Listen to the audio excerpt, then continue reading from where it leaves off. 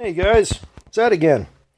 Probably will be our final installment on the scissor lift, but I did some paint job on it today. As you can see, I put some yellow safety stripes on it. I took the wire wheel and painted the deck, and I left it up here in the upright position because I was measuring it for some adapters that I'm going to have to make, I think. But yeah, it came out pretty good. This piece here needed to be repainted, and I didn't have any blue, so I painted it yellow. And then I just took a brush and painted on the stripes. They're not perfect, but they don't look too bad. As you can see, there's a truck track on it.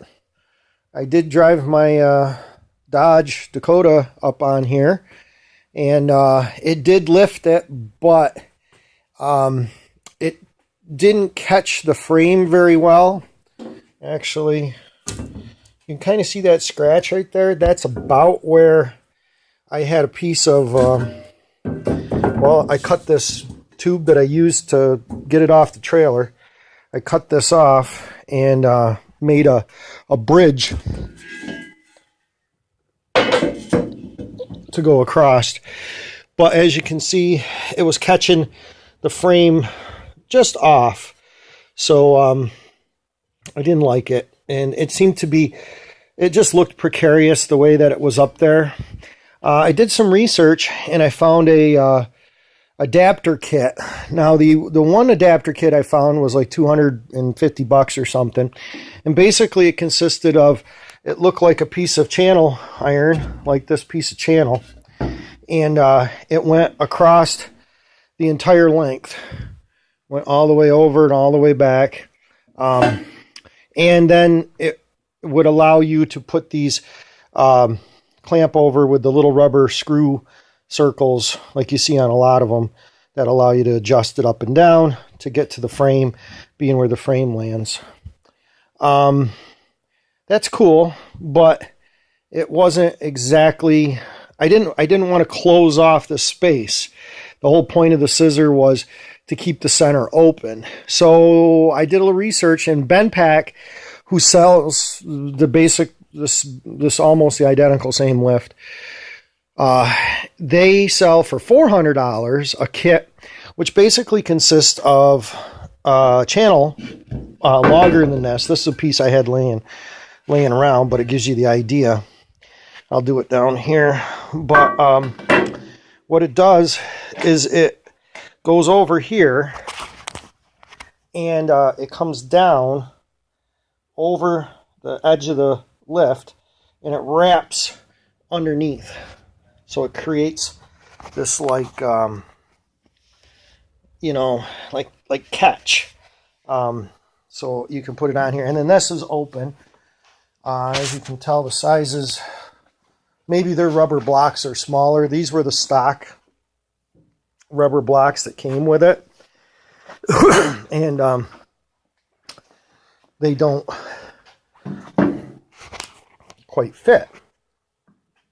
I could take them on the bandsaw and give them a little bit of a haircut, and then they would fit.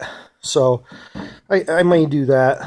I'm not sure yet, but I'm definitely not going to pay $400 after buying the lift to make an adapter. So all I got to do is get some channel that's pretty much like this, and some flat stock, some 1/4 inch plate, which I might have laying around, and make a little catch.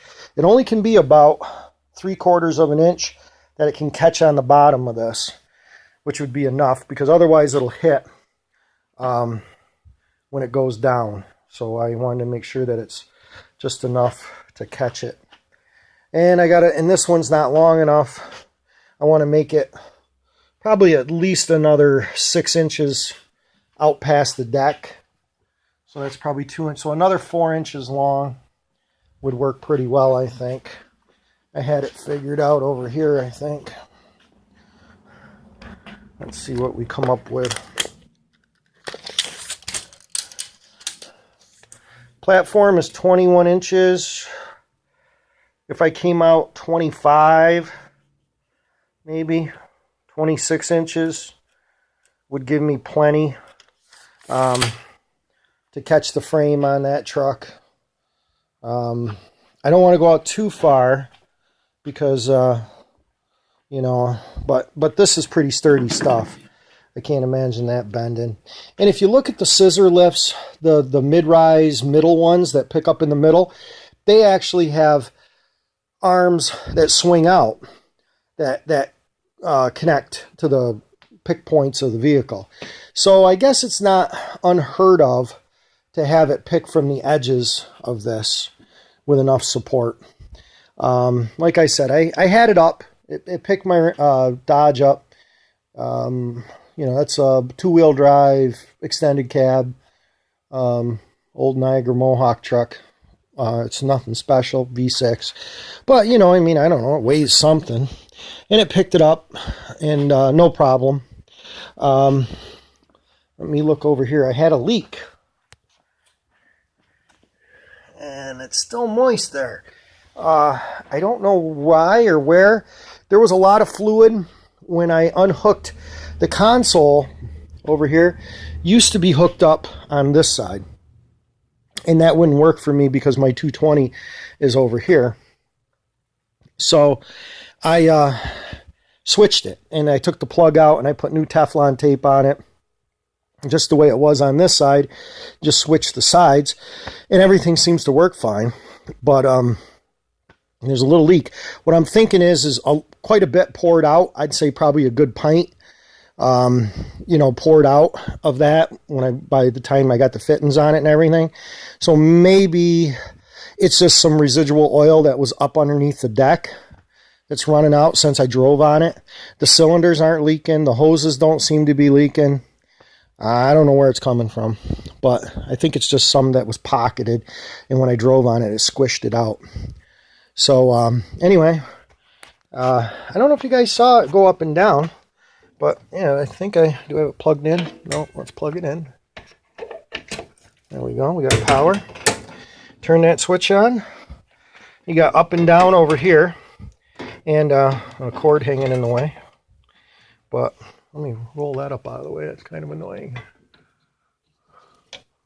So, and up.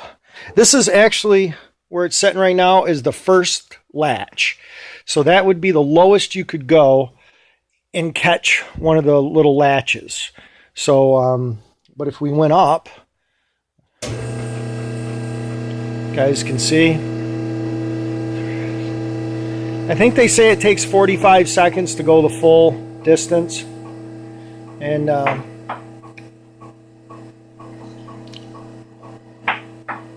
you can hear the catches drop in every once in a while.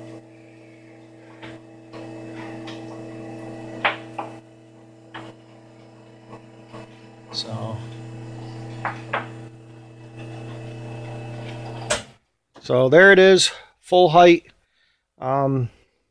Maybe what we'll do here is we'll try to set this up somehow. Sorry about that, guys. Can you see anything? Okay, so here I am standing underneath it. As you can see, it's not quite, it's about top of my ears is where it comes to at full width. The way they measure these things are these rubber blocks. So if you stick those on, I'm not quite 6 foot tall, I'm 5'10". So, I mean, I think they take a little liberty on figuring this out. So if you put two of them, I think you probably get pretty close. So, but it goes up. Let's put it down.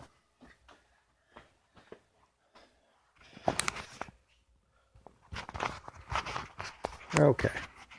Got her back. Now it'll go up. Oop, I'm going to hit the down button. Okay, what'd they do? Okay, I broke it. Interesting. Huh. Oh, there it goes. I forgot that part. You got to hold on it for a second, and then it releases. Sorry about that. It was confusing me. But yeah, you got to hold it for it to trigger, and then it goes down. You just can't push it. And then you got to hold it down. It would probably go down faster with a car on it, I would think. But got a mosquito out here flying around trying to bite me.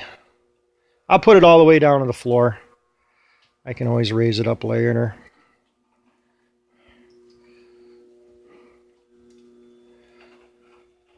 So that's it. Over here, you can turn the power off, and we can even unplug it, and it's down. So yeah, that's how it works. And